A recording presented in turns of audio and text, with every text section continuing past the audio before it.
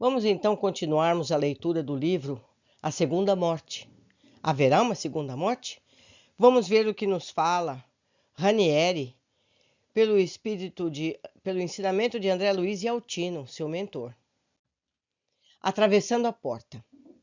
Apolônio, ao invés de entrar pelas ogivas daquela colmeia espiritual, pousou na porta de entrada que se abria para uma alameda bordada de flores luminosas de todas as cores, que todavia ostentava uma irradiação aurífica da cor de ouro. Pareciam em sua maioria rosas metálicas, porém a tessitura veludosa. A alameda era tapetada de alguma coisa semelhante à grama japonesa, de uma infinita delicadeza. Ali havia cessado o voo volitivo e caminhávamos a pé, numa forma diferente da usada na Terra, por um processo que eu não conhecia. Aquilo, na realidade, a meus olhos, era e não era uma alameda ou estrada, seria, em verdade, uma direção, ou se quiserem, um traço que seguíamos. O fato, meus amigos, é o seguinte: isso a gente já viu narrado em muitos livros. As coisas como são nos planos espirituais é muito difícil explicar para a gente que está aqui na Terra com estas realidades. Eu sempre faço comparações. Como é que você explica para uma pessoa que viveu, digamos, por exemplo, o esquimó, como é uma praia, como é o sol, como são as palmeiras, como são as hortas de plantas, as árvores frutíferas, se eles nunca viram? Você já pensou em descrever para um europeu como é uma jabuticaba? É muito difícil. Então, a mesma coisa, as coisas, as realidades nos planos espirituais, é muito difícil explicar para a gente. Então, eles usam palavras que se assemelham àquilo que a gente já conhece. Entenderam? Vamos seguir. Apolônio, quem sabe, vendo em minha tela mental as minhas aflitivas indagações, esclareceu bondoso e paternal. Calicrates é o Ranieri. Não temos expressões verbais ou mesmo sinais para demonstrar ou mostrar aos nossos irmãos da Terra como são as coisas desse plano. Como dizer que uma estrada não é estrada, mas ao mesmo tempo é? Como falar-lhes que aqui a estrada é apenas uma direção e que o capim e a grama não são grama e capim, mas são? Como afirmar que o que não é também é? Como esclarecer que o avesso e o direito costumam ser a mesma coisa? Para entender essas coisas, o ser tem que evoluir um pouco para interpretar e compreender. A sinomínia, às vezes, até na Terra confunde, ou seja, os nomes parecidos até na Terra confunde. Entendeu o que eu quero dizer? Quando se discutia no mundo que o mais pesado que o ar podia voar, era motivo de muitas discussões. E até a chegada do início da era espacial, superar a lei da gravidade era considerado um absurdo. No entanto, os astronautas já estão serenamente flutuando dentro da nave. E, meus amigos, eu trago um exemplo mais breve. Não faz muito tempo que as pessoas achavam que a Terra fosse plana. Quando alguém disse que a Terra era esférica e flutuava no espaço, isso era um absurdo para as pessoas. Como pode uma pedra desse tamanho flutuar no espaço? Percebem como é difícil? Hoje até as crianças sabem que a Terra é esférica, que ela gira em torno do Sol. Tudo isso era absurdo. Não faz muito tempo. E olha, ainda há hoje em dia pessoas que juram que a Terra seja plana. Percebem a dificuldade de explicar para a gente como são as coisas do lado de lá? Mas nós precisamos ter sensibilidade e procurar começar a entender, porque um dia nós vamos para lá, não é? A vida física não é eterna. Nós somos imortais, mas o corpo não. Nós vamos chegar lá. E é bom que a gente saiba como são as coisas. Vamos continuar. Os caminhos de Deus estão sempre cobertos de flores coloridas e brilhantes, emitindo luz e cor da força eletromagnética, e o homem guarda para si poderes ainda insuspeitáveis, que um dia, assombrado, descobrirá. Compreendi o alcance das palavras emitidas por Apolônio. Nada disse, porque já nos aproximávamos dos misteriosos e resplandecentes portões enormes que emitiam luminosidade cor de ouro do portal do sol. Rumo às estrelas. Tudo no portal era dourado e emitia raios de luminosidade aurífera. O espaço parecia impregnado de pó e espuma de ouro que flutuava envolvendo tudo. Após a entrada, que tinha 2 guardas luminosos, até o castelo, havia um imenso jardim, onde numerosos espíritos passeavam. Alguns conversando, andavam lado a lado, como nas escolas gregas, e usavam túnicas de colorido variado. Muitos tinham a mesma impregnação daquele ouro, outros não. Estranhei o fato, mas Apolônio esclareceu.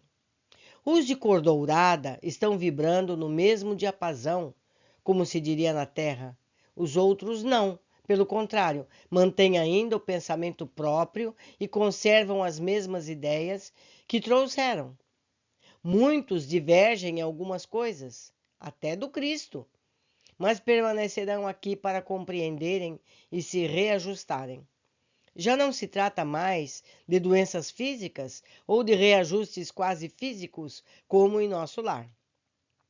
Quando Dante e Virgílio percorreram estas regiões, estiveram aqui e encontraram nestes jardins as grandes figuras da humanidade que viveram na Terra antes do Cristo, entre elas Sócrates e Platão.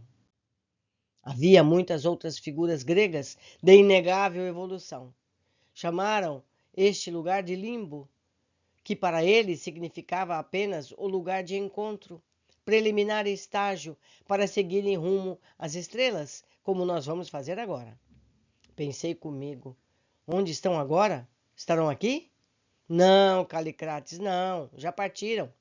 Alguns, embora grandes, após atingirem o portal da luz, estiveram com o Senhor e retornaram à Terra, para continuarem ajudando a humanidade. Acredita você que espíritos dessa envergadura permaneceriam inativos no cosmos celestial enquanto o universo evolui ou sofre? O Pai trabalha sempre, disse Jesus. Por isso, Calicrates, à proporção que o espírito evolui, mais sente necessidade de trabalhar pelo universo e por seus semelhantes.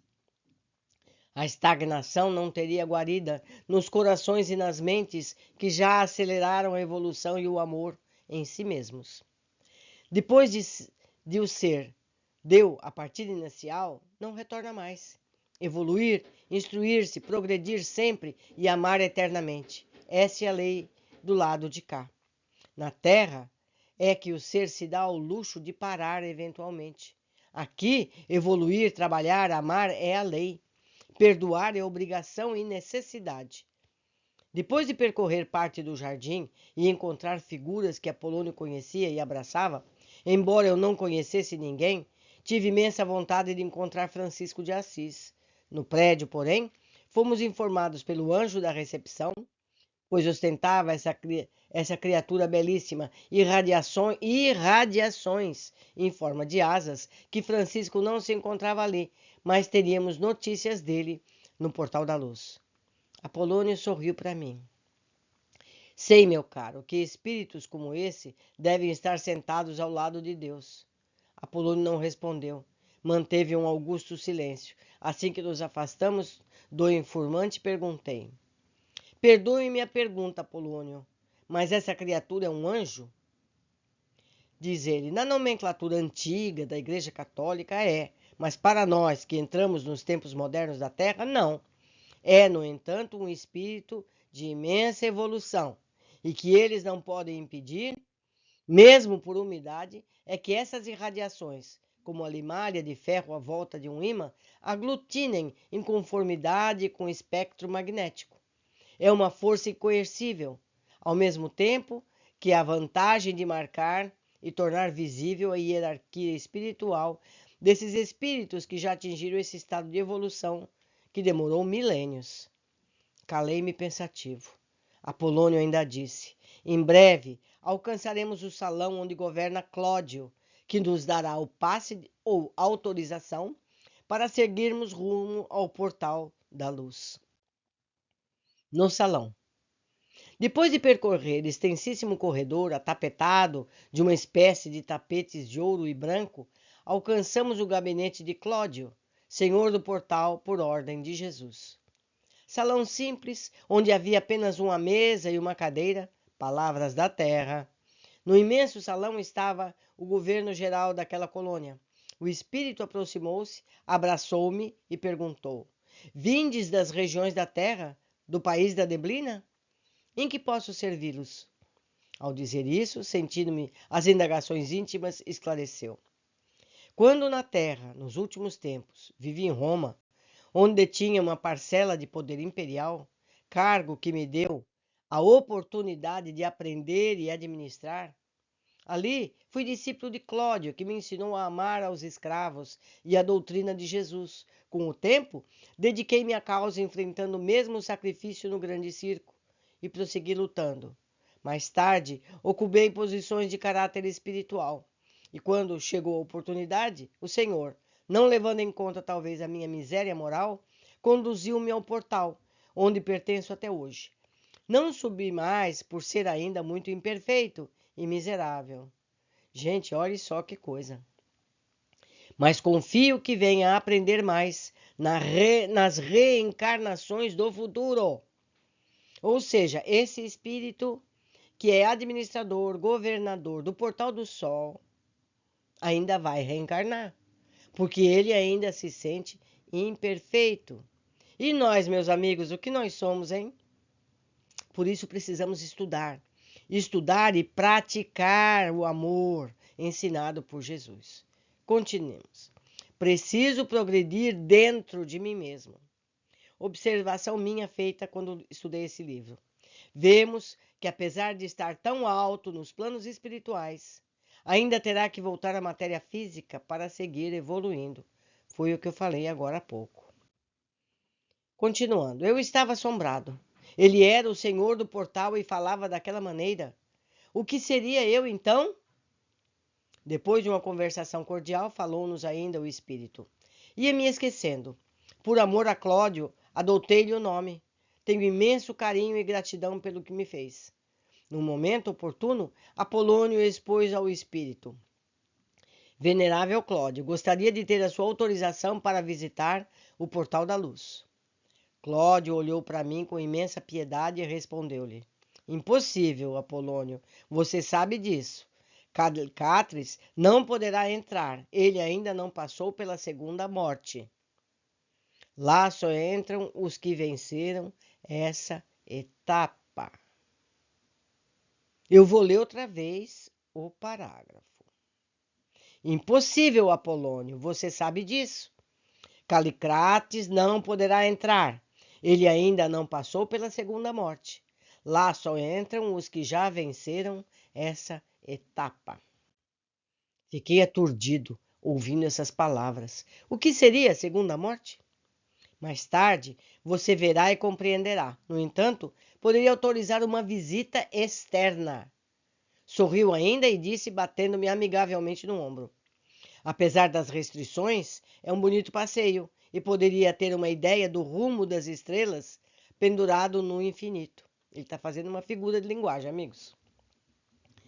A visita. Autorizados daquela maneira por Cláudio, felizes por termos conseguido a autorização, embora parcial, passamos a visitar o antigo e venerável santuário Antecâmara da Luz. Enormes eram as instalações. Fiquei eufórico e me empolgava a cada passo. Surpreendia-me, no entanto, em face à altura das salas e salões, o que chamamos na terra de pé direito, olhando mais detidamente o teto decorado com estranhos desenhos, verifiquei que eram transparentes e que se via além o céu estrelado de milhões de estrelas que brilhavam. Parecia na realidade um mar imenso para cima, coalhado na distância de pequenas embarcações luminosas. O céu, em verdade, era uma esteira imensa de fagulhas de luz irisada. Tudo ali deslumbrava.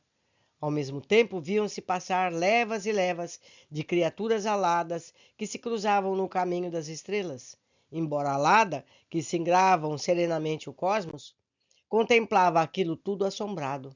Apolônio, uma vez ou outra, esclarecia.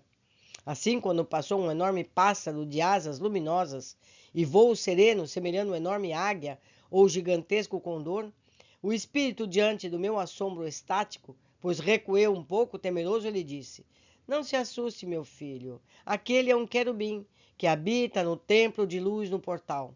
Às vezes viaja pelo universo, já que, de um modo geral, fiscaliza e ordena aspectos da obra de Deus.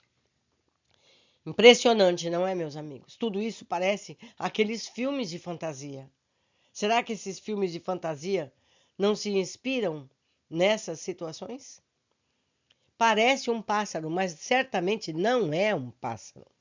São as vibrações de luz dele que se assemelham a um pássaro pela conformação, mas é um espírito de luz. Nós damos os nomes às coisas segundo ao que parecem ser, segundo o nosso entendimento terreno.